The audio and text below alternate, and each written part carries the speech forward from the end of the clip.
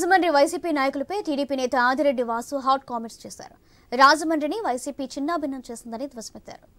సీటుకి ఏం చేశారని జగన్ ఇక్కడ పర్యటించబోతున్నారని ప్రశ్నించారు. వైసీపీ హయాంలో రాజమండ్రి బ్లడ్ బ్లాచ్లు అడ్డగా మారిందని, వైసీపీ నేతలే సారాను పెంచి పోషిస్తున్నారని ఆరోపించారు. గోదావరి ఇసుకలో 900 కోట్ల రూపాయలు దోచేశారని, MP Margani Bharat paper mill యాజమాన్యంతో కుమ్మక్కై కార్మికులను బెదిరించే ప్రయత్నం చేస్తున్నారని ఆరోపించారు. గుర్తింపు సంఘాలకి జరగాల్సిన ఎన్నికలు 2020లో కాలపరిమితి అయిపోయినప్పుడు కోర్టులో కేసు వేశారు. కేసు వేసి వారు ఇలా ఎన్నికలు జరగట్లా, యాజమాన్యాన్ని కార్మిక శాఖని ఇద్దరిని కూడా ప్రతివాదులుగా కోర్టులో కేసు వేయడం జరిగింది. కార్మిక శాఖ వారు కౌంటర్ వేసుకున్నారు, కానీ యాజమాన్యం వారు ఈ రోజు దాకా స్పందన లేదు.